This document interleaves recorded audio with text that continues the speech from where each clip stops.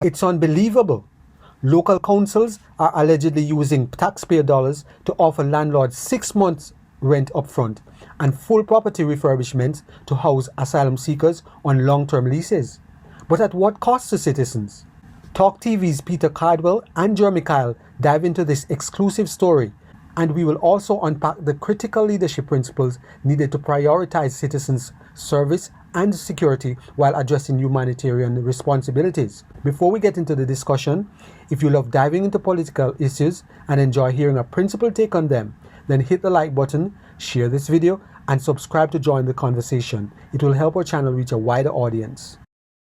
Because there's so many bad optics about putting migrants in hotels, £8 million a day, government is pressurising councils to move these people out of hotels. So stupid councils, right, have come up with the idea that they're going to say to landlords, there's 6 months rent in cash, probably tax-free, I don't know.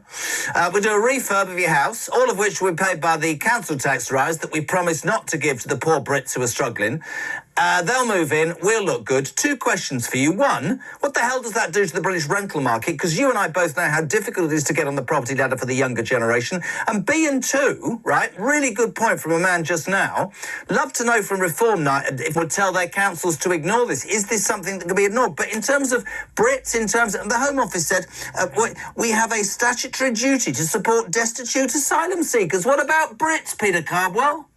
Well, this is outrageous. It's a really stupid policy, and it will put further pressure on the rental market, which is really bad. They're saying, we're going to end the hotels policy by the end of the Parliament. Well, you're just going to shift the problem elsewhere. Yeah. Unless you sort out the fact that there are processing problems, that there are people coming across in boats and they're not being processed quickly enough, and the fact that there are councils that just don't have the resources here. They're shoving people into hotels at the expense of taxpayers, at the expense of people putting their council tax up. It's ridiculous. And if you have asylum seekers who are living in your council area, you are paying for them, whether they're in hotels or whether they're being moved into much needed social housing. The fact is that there are loads of people born here in this country who cannot get in the property ladder, whether that's social housing, whether they're waiting for somewhere to live, or whether they've been working and are trying to get to the private rental market, which is being shrunk by this.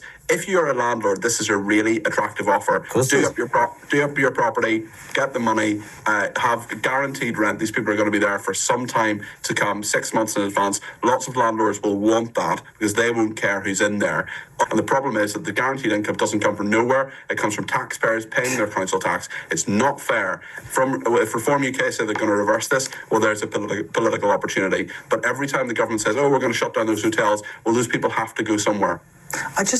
But then you're really calm, you're really professional. I love the bones of you, right? But that's not that's not answering the question. The question is to stop them bloody well coming here in the first place. And I don't understand. I don't understand at what point the government before all politicians think that the British people's patience is going to crack. Right, Jeremy, there is no reward for doing the right thing. No. The only reward for doing the right thing, for getting up in the morning, going to work, doing all those things you just mentioned there. The only reward for that is, right, we'll take more of your tax then. We'll take more tax. You earn more money, you earn over a certain threshold, we'll take even more tax. You do well, we'll take even more tax. There are people who are working so hard and getting nothing back, and there are people who are doing absolutely nothing who are getting everything. So I ask you as a political, I call you no, but you know what I mean.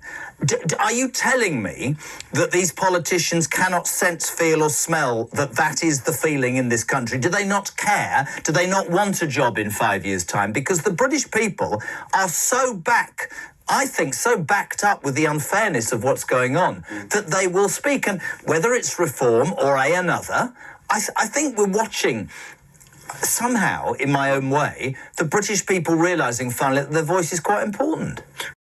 There's often intense emotion surrounding what to do with asylum seekers. But let's examine this issue through the lens of leadership principles. UK politicians promise housing for all, yet veterans and young people are left sleeping on the streets. When leaders fail to deliver on promises, it erodes public trust. The British public has voiced concern over the large influx of asylum seekers. In response, the Labour government, reacting to pressure, plans to clear asylum seekers from hotel by the next election. But does this solve the problem? Not at all.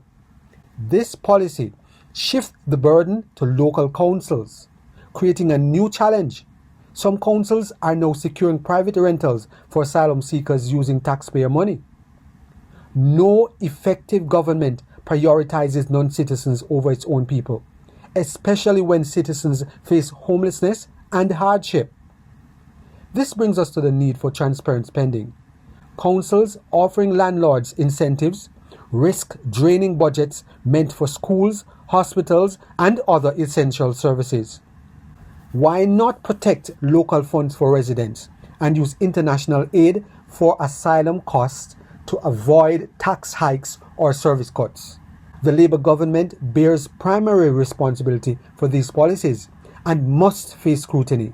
Likewise, councils must be transparent about spending and prioritise residents' housing. Both need to act on public feedback and hold officials accountable for failures. What do you think? Should citizens come first? Share your thoughts below. If you have benefited in any way from this video, please subscribe, like, share, and be sure to leave us a comment.